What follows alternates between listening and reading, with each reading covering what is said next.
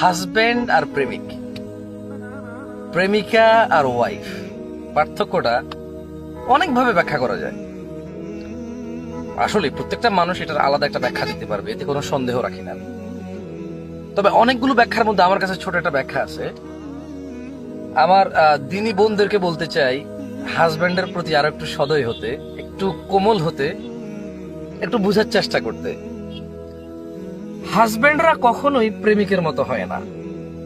একজন প্রেমিক সারাদিন বেকার থাকতে পারে, সারাদিন বেপরোয়া থাকতে পারে, তার উপর কারো জিম্মেদারি নাই, তার উপরে কারো দায়িত্ব নাই। সে 5টা সিম কার্ড চেঞ্জ করে 5 জনের সাথে প্রেমও করতে পারে। এ হচ্ছে একজন প্রেমিক। সে হাজারো মিথ্যা কথা বলতে পারে, কারণ তার প্রেমিকা তার কাছে থাকে না, তাকে অবজার্ভ করার মতো পরিস্থিতি তার প্রেমিকার কাছে থাকে না। তাই সে প্রেমিকাকে হাজারভাবে, নানাভাবে, নানা রকম কথা বলে, অবৈধ অন্যায় প্রস্তাব দিয়ে তাকে মাতিয়ে রাখতে পারে, ঘন্টার পর ঘন্টা, মাসের পর মাস, ইভেন বছর, যুগ পর্যন্ত পৌঁছে যায়। আমার বোনরা এটা বোঝা উচিত, প্রেমিক কখনো হাজবেন্ডের মতো হবে, হাজবেন্ড কখনো প্রেমিকের মতো হবে না। প্রেমিক সব সময় তার প্রেমিকাকে এজন্য কল করে, কারণ সে জানে তার প্রেমিকার অন্য কোথাও তার প্রেমিকার বাবা মা বিয়ে দিয়ে দিতে পারে। গ্যারান্টি নেই যে এই মহিলার কাছে তার বিয়ে হবে বা এই মহিলাকে সে বিয়ে করতে পারবে এই মেয়েকে, এটা কোনো গ্যারান্টি নেই। পক্ষান্তরে হাজবেন্ড, এবার আসি হাজবেন্ড, একজন প্রেমিক সারাদিন বেকার থাকতে পারে, তার কোনো দায়িত্ব নাই, কাণ্ড জ্ঞান নাই, কোনো পরোয়া নাই, তার বাবা মায়ের অবাধ্য থাকতে পারে। একজন হাজবেন্ড সারা দিন কথা বলতে পারে না, কারণ তার উপরে দায়িত্ব আছে তার পরিবারের। সে এখন বিবাহিত, সে বেকার থাকলে সমাজের লোকে পর্যন্ত তাকে ভালো বলে না। কিরে বিয়ে করেছিস, কোনো কাজকর্ম নাই, আগেও ড্যাং ড্যাং ড্যাং ড্যাং ঘুরতি, এখনো ড্যাং ড্যাং ঘুরিস, কিছু কর, আর কতদিন বাপের ঘাড়ে, বিয়েটা তো করিয়ে দিলু, বেচারা বৃদ্ধ মানুষ, আর কত করবে তোর জন্য, তুই, তোর বউ, সব। হ্যাঁ, এই যে একটা কথা।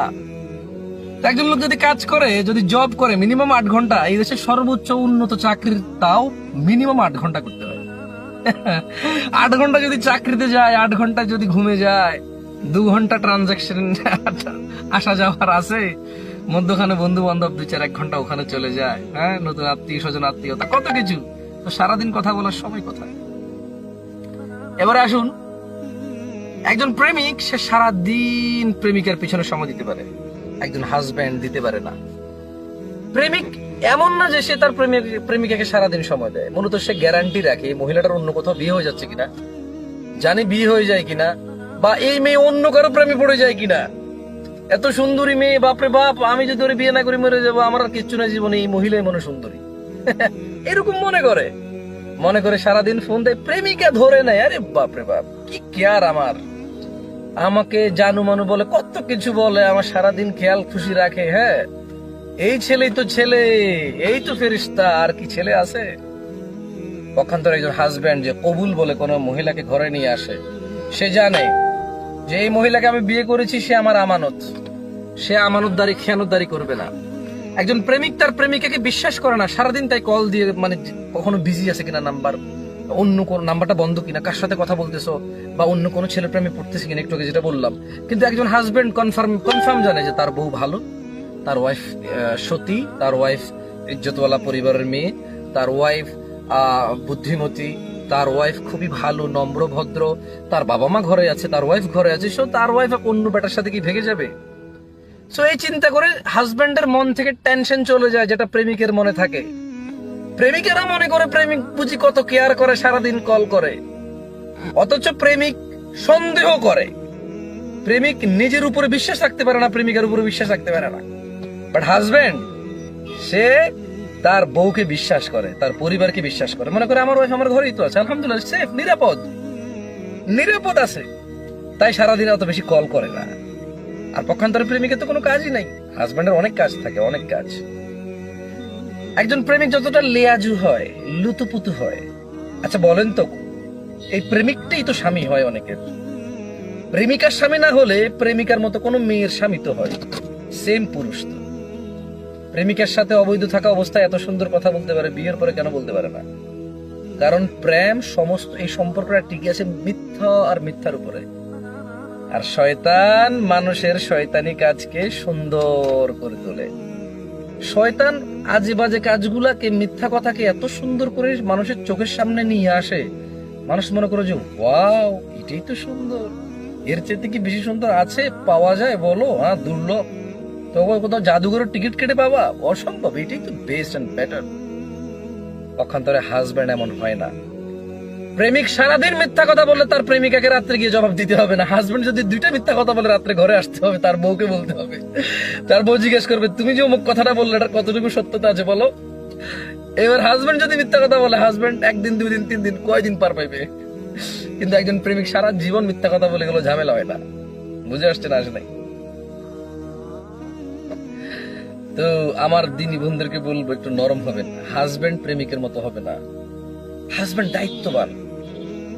হাজবেন্ড মানে জিম্মেদারি, দায়িত্ব, ইজ্জত সম্ভ্রম রক্ষাকারী, পাহারাদার, ঘর পরিচালনা করবে নিজ নিজ ক্ষমতা অনুযায়ী। কেউ বড় কাজ করবে, কেউ ছোট কাজ করবে, কারো বেশি ইনকাম হবে, কারো কম ইনকাম হবে, কেউ ইনকামই নাই কিন্তু ইনকাম করার চেষ্টায় থাকতেছে। তো মানে প্রেমিকার কাছে তো দুঃখ বলার কিছু নাই। প্রেমিকা একটা আনন্দের জিনিস, শয়তানি জিনিস। প্রেমিকাকে কাপড় কিনে দিতে হয়, প্রতি মাসে কাপড় দিতে হয়, বছরে বছরে কাপড় দিতে হয়, প্রতিদিন খাবার দিতে হয়, প্রতিদিন ওর জন্য এই তেল সাবান শ্যাম্পু নিয়ে আসতে হয়। প্রেমিকার জন্য আনতে হয় না, এটা ফালতু সম্পর্ক।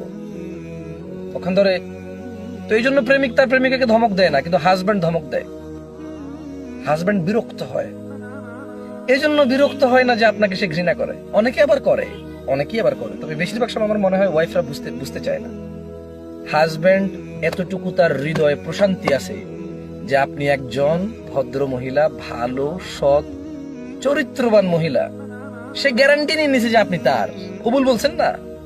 সে যেভাবে সেভাবে কথা বলে আপনার সাথে, কারণ তার মনে নিয়ে নিছে যে আপনি তার গ্যারান্টি। আপনি কি তাকে ধোকা দিবেন? আপনি কি তাকে কষ্ট দিবেন? আপনি কি তাকে বুঝবেন না? এভাবে কথা বলে সে।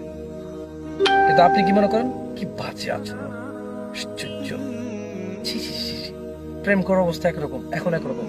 অথবা প্রেম যাকে করছে বেশিরভাগই তার সাথে বিয়ে না। মানুষ যারা প্রেম করে, একটা পোলা 6টা মেয়ে 7টা 10টা মেয়ের সাথে প্রেম করে, এটাকে বিয়ে করা সম্ভব? এক একটা মেয়ে 16-17টা সিম রাখে।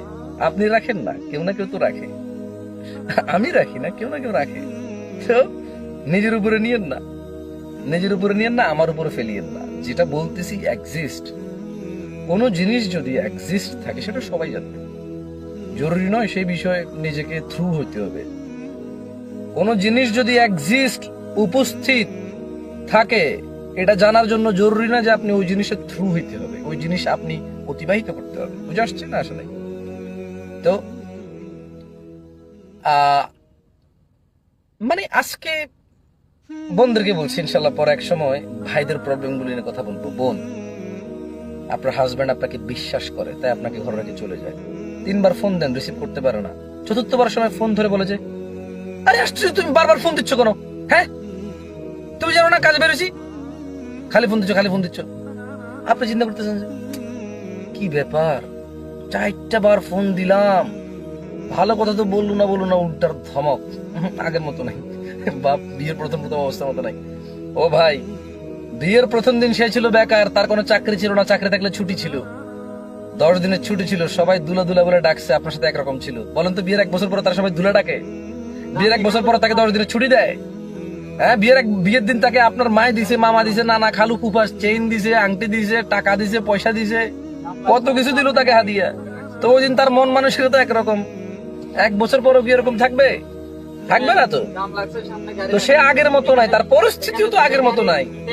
মেনে নেওয়ার চেষ্টা করেন। আল্লাহ সুবহানাহু ওয়া তাআলা আমাদেরকে বুঝার তৌফিক দান করুন। বোনরা ভাইদের প্রতি আরো একটু নরম হবেন। জাযাকুমুল্লাহ খায়র ওয়া আহসানান জাযা। আমার মোবাইলে চার্জ নাই, মোবাইলটা বন্ধ হয়ে যাবে, ভিডিওটা পরে আপলোড হবে না। জানি না কে কিভাবে নিবেন আমার এই কথাগুলোকে, তবে সিম্পলি আপনাদেরকে বলি, যখন কোনো মানুষ কোনো কথা বলে তার নিজস্ব একটা এক্সপ্লেনেশন থাকে, নিজস্ব একটা সিচুয়েশন থ্রু করার পরে সেটা বলে। আপনি আপনার মতো করে ব্যাখ্যা করবেন, আপনি এটাকে সমষ্টিগতভাবে ব্যাখ্যা করবেন। প্রত্যেকটা বক্তব্য নিজের উপর নেবেন না বা অন্যের উপর দিয়ে দিবেন না। যে একটা এভারেজ থাকে, এভারেজের উপর নিয়ে যাবেন। মানে প্রত্যেকটা জিনিসের একটা গড় থাকে, ওই গড়কে দিয়ে বিচার করবেন না। নিজের পার্সোনালি নিয়ে আসবেন না অন্যের উপরে নিয়ে যাবেন, এভারেজের উপরে এটাকে বিচার বিশ্লেষণ করবেন। আল্লাহ সুবহানাহু ওয়া তাআলা বুঝার তৌফিক দান করুন। আসসালামু আলাইকুম ওয়া রাহমাতুল্লাহি